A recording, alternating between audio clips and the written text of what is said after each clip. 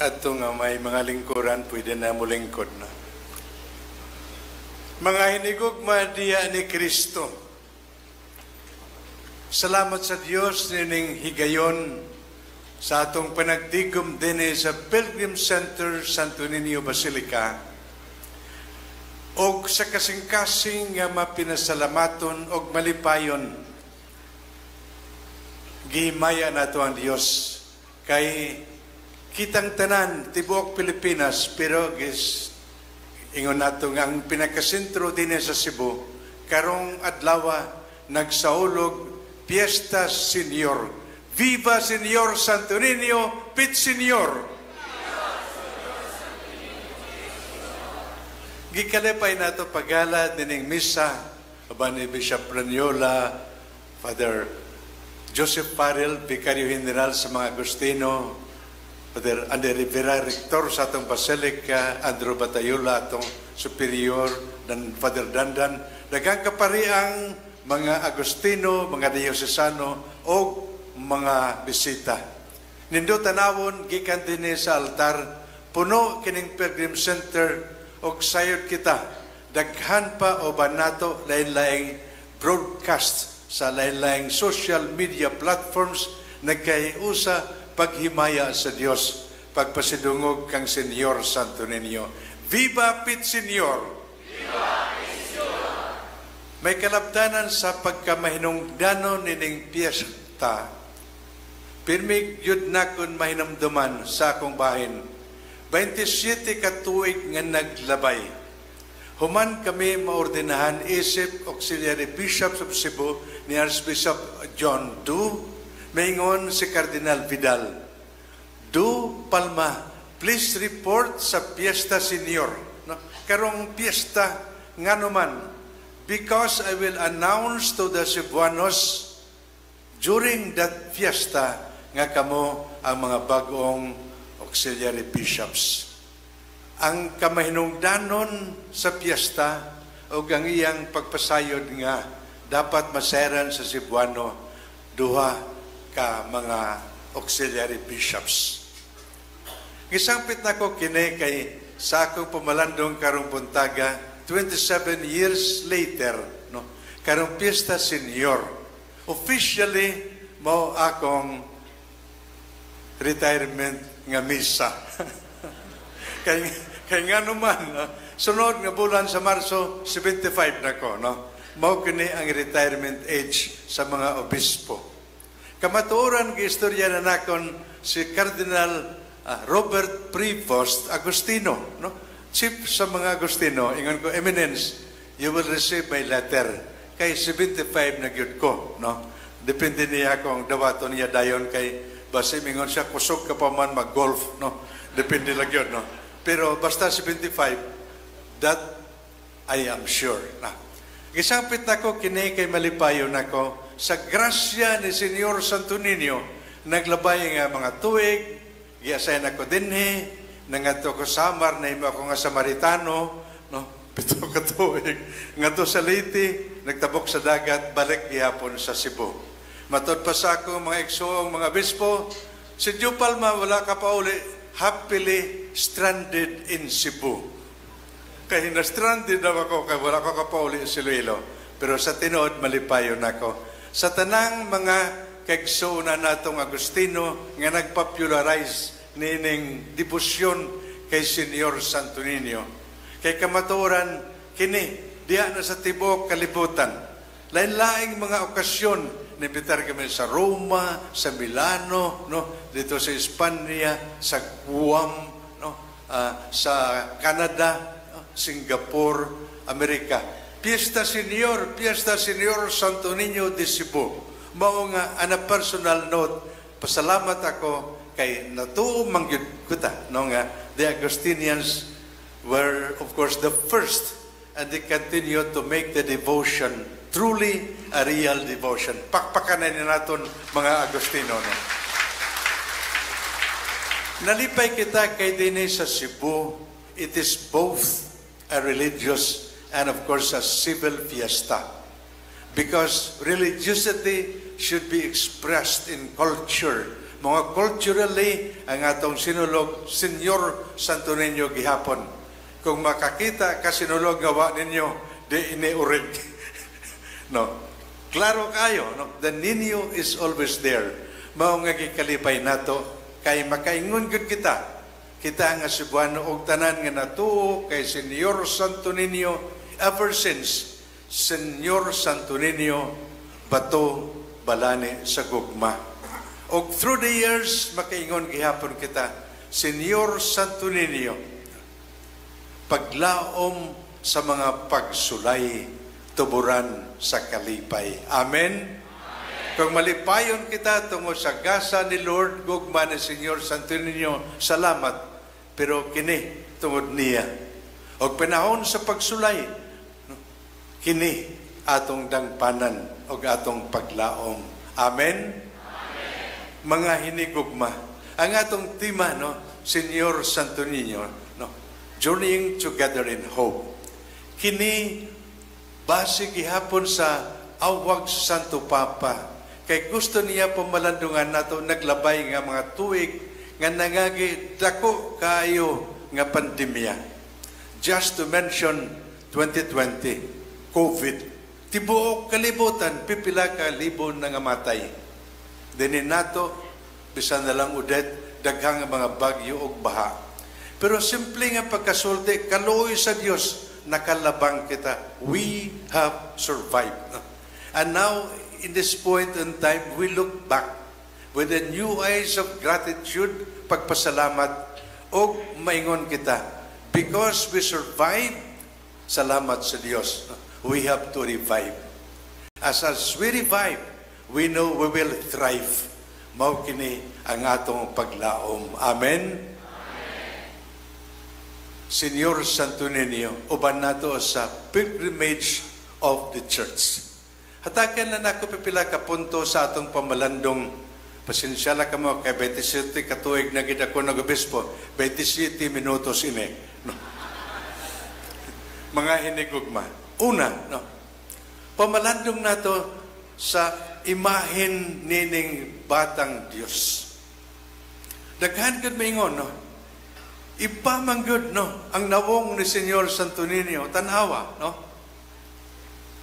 Kung atong tanawon as reflected by many, no? Diha makita nato, matod pa man, no? Ang Diyos nga maluluyon kag mahigugmaon. Kung niadto mga tao nga hadlok pag-una-una sa Dios, magtanaw ikaw ka Senyor Santo Niño, di ka gyud mahadlok. Di ka gyud mahadlok. No? Giawag niya ikaw pagduol niya. Bisan pa sa atong kahuyang, atong makita sa iyang mga mata pagka maluluyon. O sa atong mga buhat nga maayo, makita nato sa iyang nawong pagkamalipayon. Amen. Siya ang ninyo nga para nato, no? Tinuod yun, tuburan sa kalipay o paglaom sa mga pagsulay. Amen. Mao nga natong tanan, pirmi nato gipahinomdom. Pakusgo nato ang debosyon kay Senyor Santo Niño. O salamat sa daghang mga devotees, salamat sa daghang hermanos, hermanas, o kitang tanan nga doon nag-debosyon kay Senyor Santo Niño. Sa iyang pagkabata, makita nato ang iyang pag-uban nato, tuburan sa kalipay, paglaom sa pagsulay. Amen? Ikaduhang punto, sa atong nadungog, gibasa nga Ebanghelyo, 12 anyos, when he was teenager, dunay punto nga angay natong pamalandungan. Sayang pagpabilin, gipangita ni Maria o ni Jose. Nga naman anak, nga gibuhat mo kininamo. Matod pa man niya, don't you know, no, nga no gipangita ninyo ako, don't you know I am with my father's business. Unsa may leksyon alang natong tanan sa atong panaw sa pagtuo, sa atong panaw sa kinabuhi. Kung atong una-unaon, salamat sa Dios sa atong ginikanan nga dunay gugma, dunay kabalaka, dunay pagmahal alang natong tanan. And so Jesus was obedient to Mary and Joseph mauunta gihapon kita sa atong ginikanan, atong pagtawad, atong paghigugma, atong pagpasalamat sa ilang kaayo alang natong tanan. And yet, nining iksina maingon si Jesus, are you not aware I am in my Father's house, in my Father's business? Unsa may leksyon alang natong tanan. Even as we thank our parents for their love, there we are reminded we are children of our parents, pero we are children of God, no? In a higher degree, in a higher level. Mao nga salamat sa ilang maayong plano. Pero una-unaw nato, ano man ang plano sa Dios alang nato, personally and as a community. Kay tinuod man gyud, no? Dunay ginikanan, tuna sila mingon, anak, mao kini among plano alang nimo. Question. Unsa may plano ni Lord? Nalipay ako pag una-una, I will not mention names kay daghan. Pananglit lang, may mga bata nga gusto magpare. At first, ilang ginikanan na dili. No? Ayaw anak, ano nga magpare ka, usa ka lang nga lalaki. Usalay ka nga anak. Pinsan na ako, may kuling ako. No? Daghan. No? Mingon, ano ba? Mau ba? And if they pursue that calling, I know, I can mention names. Sooner or later, their parents are most happy nga gisunod nila ang ilang pagmati sa plano sa Diyos. Daghan, even in terms of vocation, in terms of plan for life. Mao nga, in our pilgrimage of faith, masalamat kita sa mga maayong plano sa atong ginikanan, and yet, in a higher level, unsa may atong discernment in the Spirit sa plano sa Diyos. Amen? Ikatulong punto, sa panaw sa kinabuhi ni Senyor Santo Niño. Sayang pagdako, sayod kita. Nagtawag siya mga apostles, disciples. Nagtigom siya mga sumusunod. Gipahinamdam kita og salamat sa Dios sa atong simbahan. Matud pa ni Saint John Paul II. We thank the Lord for calling so many. Og dunay duha ka main gifts of the Lord, hierarchical gifts and charismatic gifts. Ngano nga gi-mention nako kini? Kinalipay ako pagtanaw daghang kaparian in front of me here, no? They share in the hierarchical gifts, sharing in the gifts that were given to the hierarchy, to the apostles. Lain-laing gift, no? Sayod naman kita. Nalipay ako pananglit, daghan ako giordinahan Agustino, pero lately, Archdiocese of Cebu, 9 priests, 14 deacons. Pagkanindot, no? Hierarchical gifts. Buti pasabot, they share in the gift of Jesus as priest, king, no? And of course, prophet. And yet, matod pa ni Saint John Paul II, dili tanan apostles. There are many disciples. They share in the various charismatic gifts. No? Lain-laing mga gift for the good of the church. Mao nga din sa Cebu, nalipay kita. Daghang mga laiko. They share in the various charismatic gifts. Lain-laing ministry. Lain-laing services. Kining tanan tungod sa gugma sa Dios. Amen. Natubo na labo ang simbahan tungod kay we put our gifts at the service of one another. No? Kini sa journey sa atong Senyor Santo Niño sa iyang pagdako. Amen? Duha na lang. No? We know that in His life, the climax of His ministry is to teach people, to teach the world, a new commandment I give you, that you love one another. Now, maulagit tanan nga buhat, tanan nga ministry, tungod sa gugma, o makita nato kini, no? Diha sa gugma ni Senyor Santo Niño, given to the apostles and followers, a new commandment I give you, you love one another as I have loved you. Mao nga sa atong panaw sa kinabuhi o sa lamang, no? Ang question, do we do, no? Are we serving in the name of love? Kay mo man gyud sugo ni Senyor Santo Niño, ni Jesucristo. Matod pa ni Saint John, at the evening of our life, we will be judged and loved.